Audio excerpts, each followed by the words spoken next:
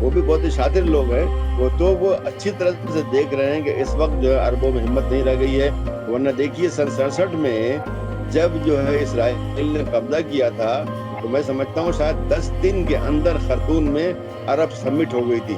عرب سمٹ یعنی کہ 22 ملکوں کے وزیر اعظم، صدر اور بادشاہ جو ہے جمع ہو گئے تھے صرف 10 دن کے اندر۔ تو وہ زمانہ تھا کہ کوئی چیز، اس وقت دیکھیے سن 70 میں جب اسرائیل نے مسجد اقصی میں آگ لگائی تھی، کیسا ایک بحران مچ گیا تھا۔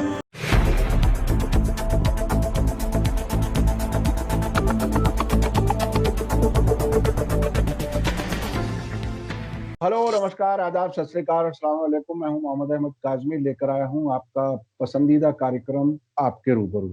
اس کاریکرم میں ہم آپ کو خبروں کے پیچھے، خبروں کی اہمیت اور اس کے پیچھے بہت کچھ جو کچھ ہو رہا ہے اس کی تہ تک جانے کی کوشش کرتے ہیں۔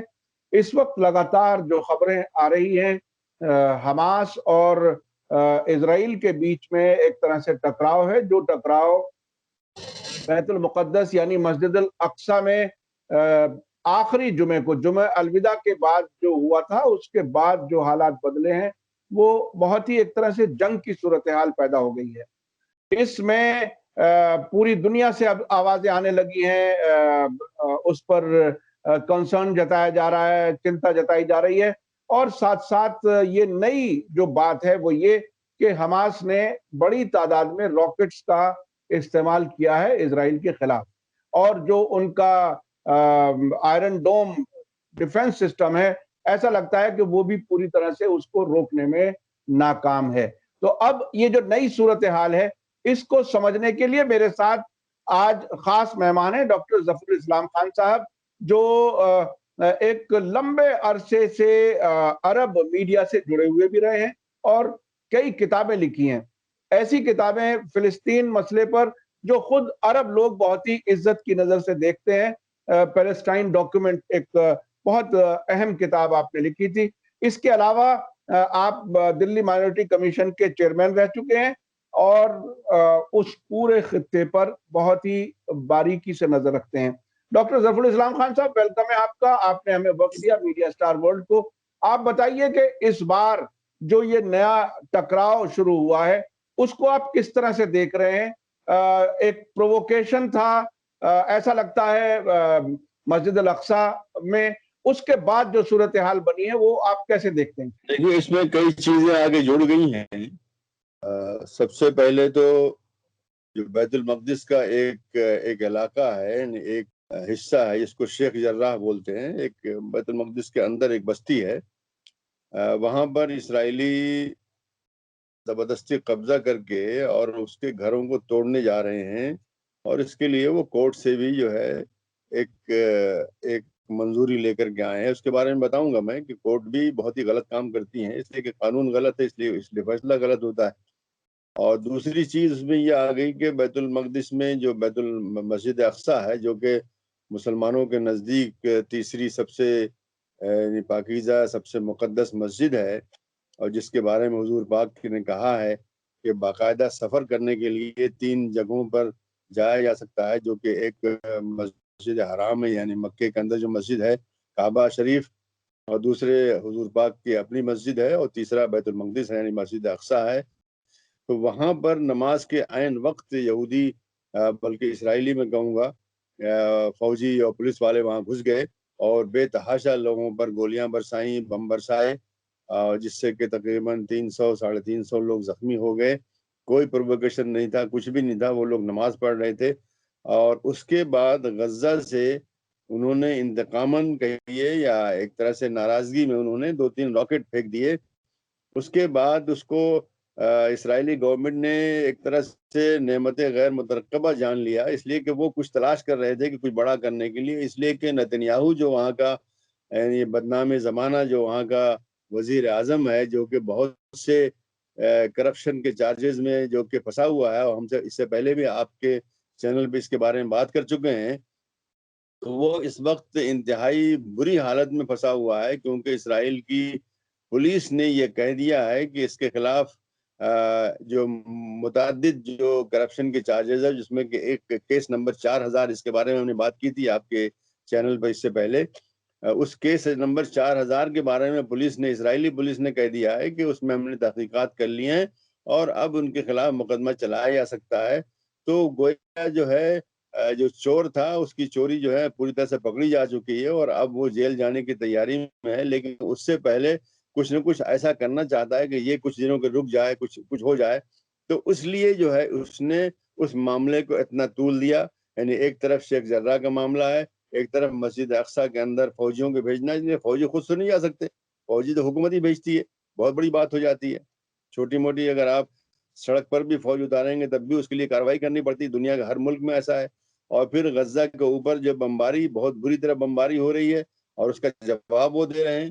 اور اس میں یہ بھی عرض کر دوں کہ خالی حماس نہیں ہے، حماس کے علاوہ وہاں پر اور بہت سی تنظیمیں ہیں جو مسلح ہیں، جن کے پاس ہتھیار ہیں، جن کے پاس راکٹ ہے، جس میں حرکت جہاد اسلامی نمبر 1 نمبر 2 آتا ہے حماس کے بعد. تو اس طرح اور بھی وہاں پہ ہیں، صرف حماسی نہیں ہے. اور یہ جو انہوں نے راکٹ بنائے ہوئے ہیں یا اسلحے بنائے ہوئے ہیں، یہ اس لیے کہ ان کے مقبوضے علاقے جو ہے جن پہ اسرائیل قابض ہے اس سے چھڑایا جا سکے. اور دنیا کی ساری ملک جو ہے، مطلب اقوام متحدہ کے تقریباً 200 ممبر ہیں، اس میں سے میں سمجھتا ہوں 195 196 جو ہے دنیا میں مانتے ہیں کہ وہ علاقے مقبوضہ ہیں اور اسرائیل کو اسے چھوڑنا چاہیے. لیکن اسرائیل چھوڑنے پر تیار نہیں ہے، بلکہ انٹرنیشنل لا، مطلب جو ہیگ جو ایگریمنٹس ہیں جن کے ذریعے مقبوضہ علاقوں کے بارے میں جو کس طرح سے کوئی بھی قابض فوج یا قابض ملک کس طرح سے وہاں کرے گا، اس کے بارے میں تحدید کر دی گئی، جس کو انٹرنیشنل لا بولتے ہیں. تو اس کی خلاف ورزی جو ہے اسرائیل روز اول سے کر رہا ہے. آج تقریباً 55 سال ہو گئے ہیں، بلکہ اسرائیل کو بھی مان لیں تو اور بھی زیادہ ہے. لیکن اسرائیل کو تو بہرحال بہت سے لوگوں نے مان لیا ہے تو اس کی ہم بات نہیں کرتے. لیکن سن 67 میں جو علاقے انہوں نے قبضہ کیے تھے، سن 67 میں انہوں نے غزہ پہ قبضہ کیا تھا، سن 67 میں انہوں نے ویسٹ بینک پہ قبضہ کیا تھا، سن 67 میں انہوں نے سینائی پہ، یعنی سینا سرائے سینا پہ قبضہ کیا تھا، سن 67 میں انہوں نے گولان ہائٹس پہ قبضہ کیا تھا. تو یہ سب جو علاقے ہیں ان میں ایک مزاحمت ہے. یعنی سینا میں ایک حد تک انہوں نے لے لیا ہے، بات ٹھیک ہے، لیکن گولان ہائٹس تو بالکل نہیں لیا ہے، وہ آج بھی پوری طرح مقبوضہ ہے. ویسٹ بینک مقبوضہ ہے. غزہ جو ہے وہاں کے لوگوں نے خود جہاد کر کے، خود جدوجہد کر کے اسرائیلیوں کا اپنے علاقے سے باہر نکال دیا. یہ درست ہے، لیکن اس کے بعد اسرائیل نے ان کا محاصرہ کر رکھا ہے، پوری طرح سے دنیا سے کاٹ رکھا ہے. نہ ان کو دوا ملتی ہے، نہ ان کو غذا ملتی ہے، نہ ان کو بجلی پیدا کرنے کے لیے جو ڈیزل چاہیے، جو ان کو یہاں جنریٹرز میں اس کے لیے، یعنی بہت بری طرح سے جتنی ان کو ضرورت ہے اس کا 10-20% ان کو ملتا ہے. ان کو سیمنٹ نہیں ملتا ہے. اسرائیل نے، یہ پہلی دفعہ نہیں ہو رہا ہے، اسرائیل تو تقریباً ہر چند ہفتے کے بعد اٹیک کرتا ہے. لیکن اس سے پہلے 3 اٹیک ہو چکے ہیں، 2006 میں، 9 میں اور 11 میں بہت بڑے بڑے اٹیک ہو چکے ہیں، جو کہ انٹرنیشنل اس میں تدخل ہوا، لوگوں مطلب اقوام متحدہ وغیرہ نے بولا، اس کے بعد جا کے پورا ہوا. اور اس وقت وہ ختم ہوا جب اسرائیل نے دیکھا کہ کوئی فائدہ نہیں ہے، یہ لوگ جو ہے سرنڈر نہیں کرنے والے ہیں. 21 دن تک جو ہے جنگ چلی ہے، اس کے باوجود بھی غزہ جو چھوٹی سی جگہ ہے، بہت چھوٹی سی جگہ ہے، اس کے لوگوں نے سرنڈر نہیں کیا. اور اسرائیلی آرمی کی اتنی ہمت نہیں ہے کہ وہ خود اندر جائے. اوپر سے تو مارتے ہیں، راکٹ مارتے ہیں، ہوائی جہاز سے مارتے ہیں، لیکن اتنی ہمت ان کے اندر نہیں ہے کہ وہ خود جو ہے اندر گھس جائیں. اس لیے کہ ان کو معلوم ہے کہ یہاں کے لوگ لڑنے مرنے والے ہیں، ہم جائیں گے تو مریں گے، وہاں پہ زندہ نہیں نکلیں گے وہاں سے. تو یہ صورتحال ہے. تو میں آپ کو یہ بتا دوں کہ جو شیخ جرہ، جو کہ جہاں سے ابتدا ہوئی ہے، یہ شیخ جرہ کا معاملہ یہ ہے کہ اسرائیل نے اس علاقے پہ قبضہ کرنے کے بعد سن 70 میں ایک قانون بنایا جس کے تحت یہ کہا کہ سن 48 سے پہلے جہاں اس پورے علاقے میں کہیں بھی کسی یہودی کی کوئی ملکیت ہوگی تو وہ اس کو واپس لے سکتا ہے. مطلب یہ کہ جو مقبوضہ علاقہ ہے سن 67 میں جو قبضہ کیا گیا ہے وہاں پر، اس لیے سن 48 سے پہلے یہودی اور جگہوں پہ بھی تھے، بعد میں وہ نکل کر کے اسرائیل جو کہا جاتا ہے، جس کو کہ گرین لائن کہا جاتا ہے، اس کے اندر چلے گئے. لیکن یہاں کچھ رہ گئے. تو ان یہودیوں کو جو ادھر چلے گئے تھے، ان کو یہاں پر اگر ان کی کوئی زمین یا ان کا کوئی گھر رہا ہوگا پہلے سن 48 سے پہلے، تو وہ اس کو واپس لے سکتے ہیں. یہ قانون جو ہے، لگتا ہے کہ قانون ہے، لیکن قانون غلط بھی ہو سکتا ہے. غلط اس لیے ہے کہ اگر یہی قانون ایک یہودی کو یہ حق دیتا ہے کہ وہ سن 48 سے پہلے اپنی کسی زمین کو، جو کہ بہت ہی کم ہے، کوئی زیادہ نہیں ہے، واپس لے لے، کسی گھر کو واپس لے لے، تو عربوں کو کیا غلطی کر دی انہوں نے کہ وہ جو لاکھوں پراپرٹیز جو کہ اسرائیل کے اندر ہیں، جو کہ ان کی ہیں، جو غزہ میں بیٹھے ہیں ان کی پراپرٹیز ہیں، جو ویسٹ بینک بیٹھے ہیں ان کی پراپرٹیز ہیں، جو کہ ریفیوجی کیمپس میں جنین میں بیٹھے ہوئے ہیں، لبنان میں بیٹھے ہوئے ہیں، سیریا میں بیٹھے ہوئے ہیں، مصر میں بیٹھے ہوئے ہیں، جارڈن میں بیٹھے ہوئے ہیں، ان کی کیا غلطی ہے؟ ان کی پراپرٹیز جو یہودیوں نے قبضہ کی ہے، جو کہ اس کے مقابلے میں یعنی شاید ہزاروں گنا زیادہ ہے، وہ بھی واپس کرو۔ اس لیے یہ قانون بالکل غلط ہے۔ ایک قانون کہتا ہے کہ یہودی کی کوئی زمین رہی ہوگی سن 48 میں واپس لے لے، تو اسی قانون کا مطلب یہ بھی ہوتا ہے کہ عرب کی یا فلسطینی کی اگر کوئی زمین، کوئی گھر، کوئی باغ، کوئی چیز اس علاقے میں جو آج اسرائیل ہے، تو اس کو واپس لے سکتا ہے، سیدھی بات ہے۔ لیکن ایسا نہیں ہے۔ تو یہ جو ہے کہنے کو تو قانون ہے، یعنی لگتا ہے قانون نہیں ہے، یہ ایک ظالمانہ قانون ہے۔ ہٹلر کے بنانے والے جو قانون ہوتے تھے اس ٹائپ کا قانون ہے۔ یا ہمارے ظلم ہوتا ہے، ہمارے بابری مسجد زبردستی لے لی سب کچھ کہتے ہوئے، تو اس ٹائپ کا قانون ہے کہ لگتا ہے کہ ہاں قانون ہے، لیکن ہے وہ ظلم۔ تو اس ظلم کے تحت وہ شیخ جرہ میں انہوں نے جا کے کورٹ سے یہ آرڈر لے لیا کہ فلاں فلاں جو پورا علاقہ ہے اس کو کر دو، اس لیے کہ وہاں کبھی یہودی رہتے تھے، لیکن یہ جو لوگ ہیں یہ تو سن 48 سے یہاں پہ رہ رہے ہیں، اور ممکن اس سے پہلے سے بھی رہ رہے ہیں، اس لیے کہ بعض لوگ کہہ رہے ہیں کہ ہم یہاں پہ پہلے کرایہ دار تھے۔ تو جو کرایہ دار جو کہ 70 سال ہو گئے، 70 سال کے 80 سال 90 سال 100 سال سے پہلے کرایہ دار تھا، وہ اس کی تو ملکیت ہو جاتی ہے۔ تو یہ ایک ظالمانہ جو ہے ایک فیصلہ وہاں سے ہوا اسرائیلی کورٹ سے، جس کی تنفیذ ہو رہی تھی، تو اس کے خلاف وہاں پر غصہ ہے، یقیناً غصہ ہونا چاہیے۔ کیسے آپ لے لیں گے اس طرح سے آ کر کے اس طرح سے؟ اور اگر یہی حق ہے تو انہی بیت المقدس کے لوگوں کا، انہی غزہ کے لوگوں کا، انہی جنین میں بیٹھے ہوئے کہاں جو ریفیوجیز ہیں ان کو حق ہے کہ اسرائیل میں جا کے اپنی پراپرٹیز لے لیں۔ تو یہ ایک غلط قانون تھا۔ پھر انہوں نے مسجد اقصیٰ کے اندر جا کر کے انہوں نے حملہ کیا۔ میں بتا دوں مسجد اقصیٰ میں کیا ہو رہا ہے۔ اسرائیل یہ چاہتا ہے کہ مسجد اقصیٰ پر کسی طرح سے قبضہ کرے۔ مسجد اقصیٰ کے باہر جو ہے، جس کو ویسٹرن وال بولتے ہیں ہم لوگ، یعنی حائط مغربی جو دیوار ہے وہ، یا یہ کہ جس کو کہ حائط براق بولتے ہیں، براق والی مسجد دیوار ہے، جہاں پہ حضور پاک نے معراج کے وقت جو ہے اپنا گھوڑا جہاں پہ رکھا تھا، یہاں پہ باندھا تھا، تو اس کو یہودی ویلنگ وال بولتے ہیں۔ ویلنگ وال مطلب دیوار گریہ جسے کہا جاتا ہے، یعنی رونے والی جگہ جو ہے۔ تو وہ جو جگہ ہے وہ اصل میں جب ان کا جو مندر کہتے ہیں، معبد یا ٹیمپل جو بھی کہتے ہیں یہودیوں کا، جب سن 70 میں اسلام کے آنے سے 5 صدی پہلے جب جو ہے رومن جنرل ٹائٹس نے بالکل اس کو تہس نہس کر دیا تھا، تو اس میں سے ایک دیوار چھوٹی سی بچ گئی تھی۔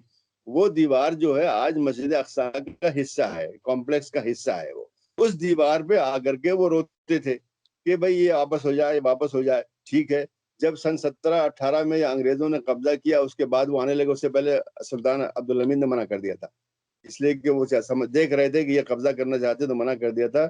سن 18 میں جب انگریزوں نے قبضہ کر لیا تو وہ پھر آنے لگے، اور پھر وہاں آ کر کے انہوں نے جو ہے وہی اپنا جو ہے رونا شروع کیا کہ ہم کو واپس چاہیے، مطلب مندر ہمارا، یا جس کو معبد بولتے ہیں یا ٹیمپل بولتے ہیں، ٹیمپل آف سولومن بولتے ہیں، واپس چاہیے۔ ٹھیک ہے، مسلمانوں نے بھی کوئی اعتراض نہیں کیا، بھائی ٹھیک کرتے۔ اس کے بعد انہوں نے کیا کیا کہ وہاں پہ تبدیلیاں کرنی شروع کی، وہاں پہ چٹائی بچھانا شروع کر دیا، وہاں بینچز رکھنا شروع کیا، وہاں کرسیاں رکھنا شروع کیا، وہاں میز رکھنا شروع کیا۔ اس پر مسلمانوں نے ہنگامہ کیا۔ تو سن 1928 میں وہاں پہ کافی بڑے فسادات ہوئے اسی مسئلے کے اوپر کہ تم ایسا کیوں کر رہے ہو؟ اس لیے کہ اگر اس وقت انگریزوں نے قبضہ کر لیا ہے تو ان کے اوپر یہ فرض ہے کہ اسٹیٹس کو جو ہے، جو حالت تھی جس وقت انہوں نے قبضہ کیا تھا، اس کو باقی رکھیں۔ انگریزوں کا بھی یہی خیال تھا، لیکن یہودی جو ہے بہت کافی پاورفل ہو گئے تھے، آ رہے تھے مستقل، یورپ سے آ رہے تھے، پیسے لے کے آ رہے تھے۔ وہاں کے یورپ کی جو مالدار جو روچائلڈ وغیرہ خاندان ہے، جو بہت ہی اس وقت بھی تھے، آج بھی بہت ہی مالدار سمجھے جاتے ہیں، پوری طرح ان کو سپورٹ کر رہے تھے۔ تو ان کی یہ تھی کہ نہیں، ہم تو یہ کر کے رہیں گے۔ تو انگریز جو حکومت تھی اس وقت، انہوں نے لیگ آف نیشنز جو کہ اقوام متحدہ سے پہلے جو international organisation the league of nations کو ریفر کیا کہ بھئی آپ ایک ایکسپرٹ اوپینین اس پر جو ہے لیگل بنوائیے کہ یہ دیوار کس کی ہے. یہ تو لیگ آف نیشنز نے ایک انٹرنیشنل جو ہے وکیلوں کی ایک کمیٹی بنائی. اس کمیٹی نے جو ہے یہ فیصلہ کیا, یہ باقاعدہ انٹرنیشنل جو ہے نا یہ ڈاکیومنٹ ہے, اس میں انہوں نے کہا کہ یہ دیوار گریا جسے بولتے ہیں یا دیوار براق یا مغربی دیوار, یہ مسلمانوں کی ہے, یہ مسجد اقصی کا حصہ ہے. تو وہ جو زمین جس میں باہر سے وہ کر رہے تھے, اب جب سن 67 میں انہوں نے یہ قبضہ کر لیا اس پورے علاقے کے اوپر, تو اس پر انہوں نے اکتفا نہیں کیا. آگے پہلا کام تو انہوں نے کیا کہ وہاں کے پیچھے جو سارے جو عرب لوگوں کے رہنے کی بستیاں تھیں, جس کو حی المغاربہ بولتے ہیں, موراکن کوارٹر بولتے ہیں, اس کو انہوں نے لا کر کے بلڈوز کر دیا فوراً. جون سن 67 میں جیسے ہی قبضہ کیا, آگے بلڈوز کر دیا. تو آج آپ کو فوٹو میں جو بہت بڑا میدان نظر آتا ہے, وہ میدان زبردستی قبضہ کرنے کے بعد اسرائیل نے وہاں پیدا کیا ہے, عربوں کے گھر توڑ کر کے. اب وہ چاہتے ہیں کہ اندر بھی جو ہے جو کمپلیکس ہے اس کے اندر بھی ان کو موقع ملے. تو جب بھی وہ کوشش کرتے ہیں وہاں پہ جو عرب اور مسلمان جو ہے وہ ان کی مزاحمت کرتے ہیں, ان کو آنے نہیں دیتے, اور لڑائی ہوتی ہے. کبھی لڑائی یہاں تک پہنچ جاتی جو کل ہوئی ہے. تو یہ لڑائی مستقل ہر 2-3 ہفتے 4 ہفتے پہ آپ دیکھتے ہوں گے کہ وہ کوشش کر رہے ہیں. 400 500 600 یہودی اوپر جاتے ہیں, سیڑھیاں ہیں, جاتے ہیں اوپر, اور ان کے ساتھ فوج والے بھی ہوتے ہیں, ان کے ساتھ پولیس والے بھی ہوتے ہیں ان کو پروٹیکشن دینے کے لیے. کبھی کبھی وہ وہاں پہنچ بھی جاتے ہیں, وہاں جا کے اپنی نماز کو ادھر پڑھتے ہیں, پھر وہاں سے وہ لوگ بھگا دیتے ہیں ان کو. تو وہ پوری کوشش میں ہے کسی طرح سے اس کمپلیکس میں ان کو کچھ حصہ مل جائے. اب ان کو یہ اندازہ ہوا کہ ان کو مسلمان کبھی بھی حصہ نہیں دیں گے, یہ اندازہ ہو گیا. اب انہوں نے ایک چالاکی شروع کی ہے کچھ دنوں سے, 2-3 سال سے یہ شروع ہو رہا ہے, میں دیکھ رہا ہوں. وہ کہہ رہے ہیں کہ ہم کو آپ جگہ نہیں دیتے تو ہم کو آپ ٹائم دے دیجئے. تو اسپیس ڈیویژن کے بجائے وہ کہہ رہے ہیں کہ ٹائم ڈیویژن کر لیجئے, مطلب ہمارے لیے اتنے گھنٹے بنا دیجئے. مطلب ہر ہفتے, ہر 10 دن پہ, ہر 4 دن پہ ہم کو اتنے گھنٹے یہاں اوپر آ کے عبادت کرنے کا ٹائم وہ دے دیجئے. اس کے لیے بھی بہرحال مسلمان راضی نہیں, اس لیے کہ ایک بار راستہ کھول دیں گے تو وہ راستہ کوئی بند نہیں ہوگا, بلکہ بڑھتا جائے گا, وہ وقت بھی بڑھتا جائے گا. اور جہاں پر وہ جو جا کے بیٹھنا شروع کریں گے وہاں پر بھی وہ اپنے کھوکھے لگانا شروع کر دیں گے, اور دھیرے دھیرے وہ سیمنٹڈ ہو جائیں گے.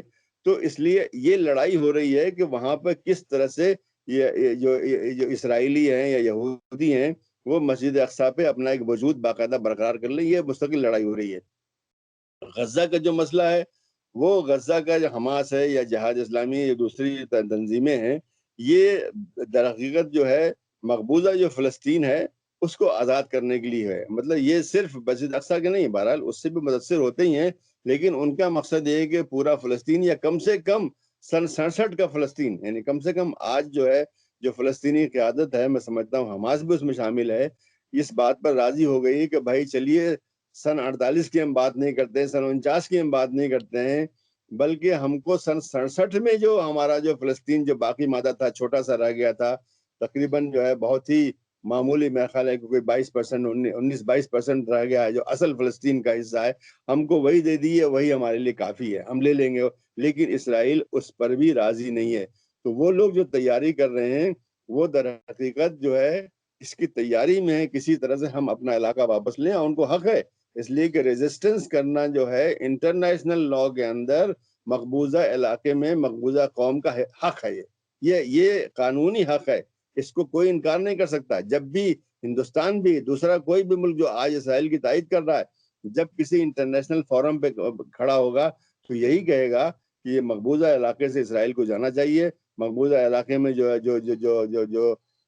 جو قوم ہے اس کو ان کا حق دینا چاہیے, یہی کہے گا ہمیشہ, کبھی بھی تائید نہیں کر سکتا. 200 ملکوں میں سے کوئی 4-5 ملک جس میں کہ امریکہ بھی شامل ہے, اور کچھ بہت ہی چھوٹے چھوٹے ملک جیسے پیسیفک آئیلینڈ وغیرہ مانے کہاں پہ ٹوالو مانے کیا کہ چھوٹے موٹے ہیں, وہ تو اسرائیل کی تائید کرتے ہیں اس لیے کہ ان کا کوئی حیثیت نہیں ہے.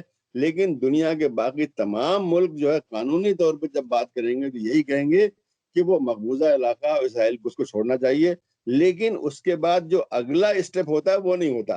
اگلا اسٹیپ ہے ان پہ سینکشن جاری کیجیے.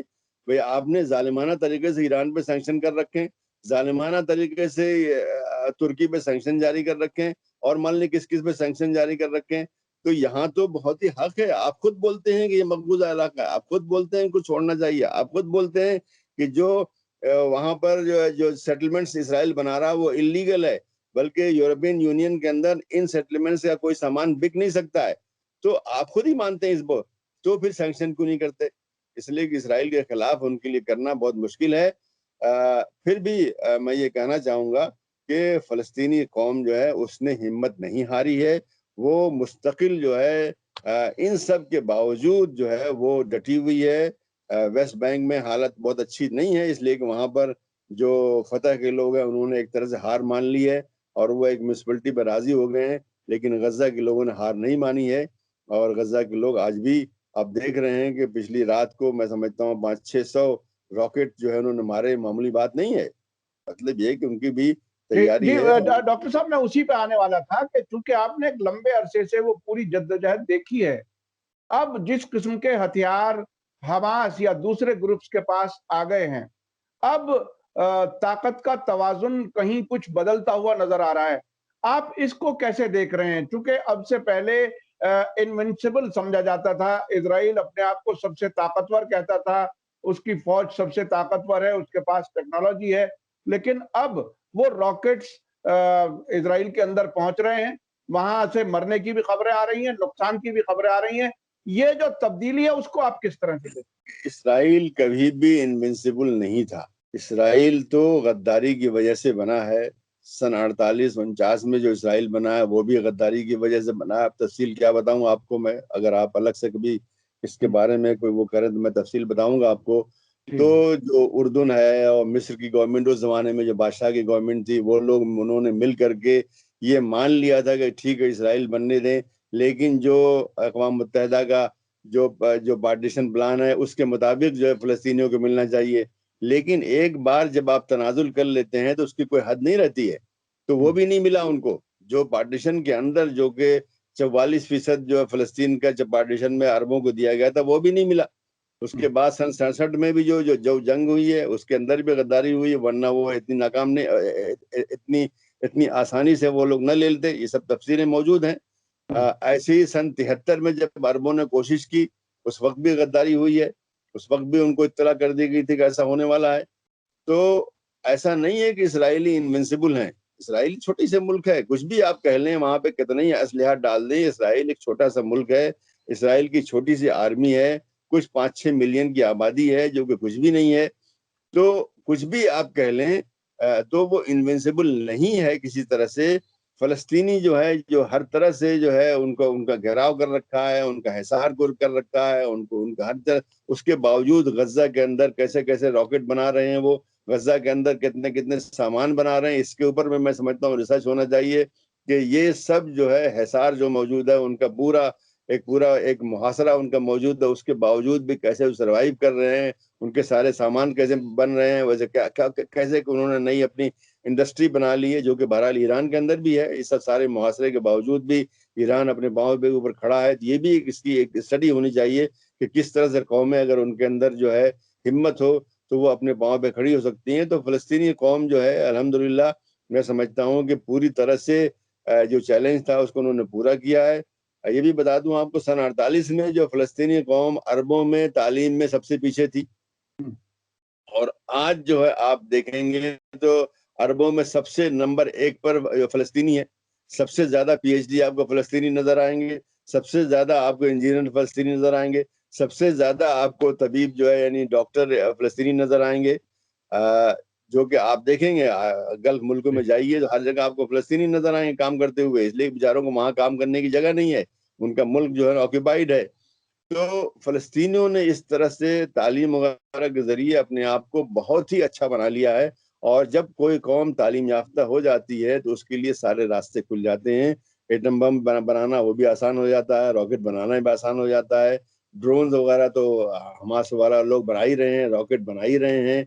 تو ایسا نہیں ہے کہ وہ کسی طرح سے ان سے پیچھے ہیں. ٹھیک ہے محاصرہ ہے, لیکن اس محاصرے کے باوجود اپنے حدود کے اندر وہ آزاد ہیں, کم سے کم غزہ میں آزاد ہیں. اس کے علاوہ فلسطینی جو اور جگہوں پر بھی ہیں انہوں نے ہار نہیں مانی ہے. جو فلسطینی چاہے وہ لبنان میں ہو, چاہے وہ سیریا میں ہو, چاہے عراق میں ہو, چاہے وہ مصر میں ہو, چاہے جارڈن میں ہو, آج بھی ان کی جو ہے نیت یہی ہے، ارادہ یہی ہے کہ ہم اپنے گھر واپس جائیں گے. یعنی اس وقت جب اسرائیل بنا تھا، اس وقت بن گورین نے یہ کہا تھا کہ ان سبوں کو نکال دو، یہ سب تو ذرا سا کچھ دیر روئیں گے، ان کے بچے اور ان کی جو ہے نا پوتے سب بھول جائیں گے. یہ ان کا خیال تھا کہ سب بھول جائیں گے یہ، لیکن ایسا نہیں ہے. پوتے کیا، پوتے کو پوتے بھی ہو گئے، لیکن کوئی نہیں بھولا ہے اس کو. وہ آج بھی کہتے ہیں کہ میں فلاں، میں لط کا ہوں، میں کہتا ہے کہ میں جو ہے نا فلاں گاؤں کا ہوں. یہی ہوتا ہے، میں اسکلان کا ہوں، فلاں کا ہوں. یہ آج بھی جو ہے فلسطینی سے آپ پوچھیں گے جو کہیں بھی رہ رہا ہے، وہ بولے گا اپنا اصلی جو گھر ہے اس کے بارے میں بتائے گا. تو وہ بھولے نہیں ہیں. تو جب وہ بھولے نہیں ہیں تو پھر ان کو حق مل کے رہے گا. اسرائیلی اپنے آپ کو کہتے ہیں کہ ہم 2000-3000 سال سے جو ہے ہم اس کو جو ہے نہیں بھولے ہیں، تو پھر 70 سال میں فلسطینی کیوں بھول جائیں گے؟ وہ بھی تو اسی زمین کی اولاد ہیں، اور وہ وہی لوگ ہیں جنہوں نے ان کو بہت ہی کٹھن طریقے سے ان کا مقابلہ کیا تھا. جب یہ لوگ آئے تھے، مصر سے آئے تھے، تو اتنی آسانی سے نہیں آ گئے تھے. یہ وہی لوگ ہیں، یہ جو کنانی ہے وہاں کے اصلی لوگ ہیں وہی ہیں. یہ بات تاریخی طور پہ ثابت ہے. یہ کوئی باہر سے نہیں آئے ہوئے ہیں فلسطینی، یہ اسی زمین کے اصل باشندے ہیں. تو وہ بھی اتنی ہی یعنی ہمت رکھنے والے ہیں، اتنی طاقتور ہیں جتنے کہ دوسرے لوگ ہیں، بلکہ شاید ان سے بھی زیادہ ہوں. اور بہرحال انہوں نے ان سب حالات کے باوجود بھی یہ ثابت کر دیا ہے کہ وہ چیلنج کو انہوں نے قبول کیا ہے اور انہوں نے ہار نہیں مانی. اور جب بھی کوئی قوم ہار نہیں مانتی ہے تو اس کی فتح جو ہے بہت دور نہیں ہوتی ہے.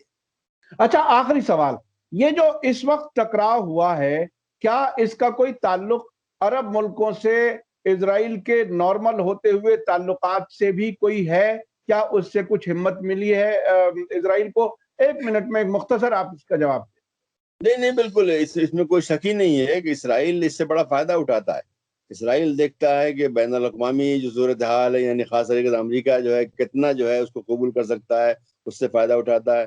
پھر آس پاس کے جو ممالک ہیں، مصر کہاں تک چپ رہے گا، جارڈن کہاں تک چپ رہے گا، اور اب گلف کے ممالک ہیں وہ کہاں تک چپ رہیں گے، یہ بھی وہ دیکھتا ہے کہ کہاں تک وہ جا سکتا ہے. اس لیے وہ بھی بہت ہی شاطر لوگ ہیں. وہ اچھی طرح سے دیکھ رہے ہیں کہ اس وقت جو ہے عربوں میں ہمت نہیں رہ گئی ہے.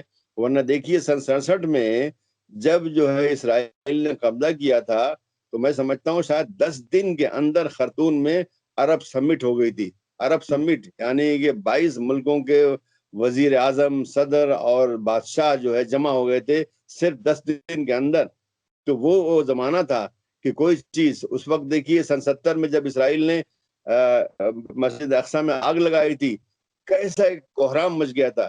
لیکن آج کوئی کوہرام نہیں مچ رہا ہے. تو اسرائیل اس سے فائدہ اٹھاتا ہے کہ بھائی یہ دوسرے لوگ جو ہیں، جو باہر کے لوگ ہیں، مصری ہیں، جارڈن کے لوگ ہیں، یہ ان لوگوں پہ کوئی اثر نہیں ہونے والا. اس لیے بڑا اثر ہے. اگر آج مصر واقعی ناراض ہو جائے تو دیکھیے کتنا اثر پڑے گا. مصر بہت بڑی طاقت ہے، اسرائیل کے مقابلے میں تو مصر بہت ہی بڑی طاقت ہے. یہ تو کچھ صحیح نہیں ہے.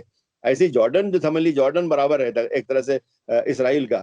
تو ان سب جو ممالک ہیں، یا ان کے جو ممالک نہ کہیں بلکہ ان کے جو حکمراں ہیں، ان کی جو پالیسیاں ہیں، ان کی جو اسرائیل کے سامنے خاموشی ہے اپنے چھوٹے چھوٹے مفاد کے لیے، اس سے اسرائیل بہت فائدہ اٹھاتا ہے اور اس کی یہ ہمت بنتی ہے. لیکن اگر یہی لوگ جو ہے سختی کریں گے، اس کی بہت سی مثالیں بھی ہیں، جب بھی انہوں نے سختی کی اسرائیل کا دماغ ٹھیک ہوا ہے. تو اگر یہ سختی کریں گے تو اسرائیل یہ سب ہمت نہیں کر پائے گا جو کرتا ہے. بہت بہت شکریہ ڈاکٹر ظفر الاسلام خان صاحب، آپ نے بہت ہی ہسٹوریکل آسپیکٹس بہت ہی باریکی سے بتایا. خاص طور پر شیخ جرہ والا معاملہ اس گہرائی سے لوگ نہیں جانتے، اور اس قانون کے بارے میں بھی آپ نے بتایا کہ اگر وہی قانون عربوں کو بھی ملے تو پورا اسرائیل خالی کرنا پڑے گا. اس کے علاوہ عرب حکومتوں کا کیا رویہ ہے اس کے بارے میں بھی آپ نے بتایا. اس پر ہم آپ سے الگ سے تفصیل سے بات کریں گے. یہ جو غداری والی بات آپ نے بتائی، عرب ملکوں کا کیا رول رہا اسرائیل کو مضبوط کرانے میں یا بنانے میں، اس پر ہم آپ سے انشاءاللہ جلدی بات کریں گے. اور آپ نے یہ بھی بتایا کہ یہ جس طرح سے دیوار گریا کے بعد 1967 میں قبضے کے بعد جس طرح سے وہاں عربوں کو اجاڑا گیا، وہ ساری چیزیں آپ نے بتائیں تفصیل سے. ہم آپ کے بہت شکر گزار ہیں. آپ نے بہت ہی گہرائی سے بہت ہی انفارمیشن ہمارے درشکوں کو دی. ہم آپ کے پاس پھر آئیں گے اور اس غداری والے معاملے پر جو عربوں نے کی ہے فلسطینیوں کے ساتھ، اس پر بات کریں گے. اسی کے ساتھ مجھے دیجیے اجازت. دھنیہ واد، شکریہ. جے بھارت. जय हिंद। मीडिया स्टार वर्ल्ड के और वीडियो देखने के लिए हमारे चैनल को सब्सक्राइब करें और सीधे नोटिफिकेशन पाने के लिए बेल आइकन दबाएं। और अगर हमारी खबर सच्ची और अच्छी लगे तो अपने व्हाट्सएप, इंस्टाग्राम, फेसबुक और ट्विटर अकाउंट पर ज़रूर शेयर करें।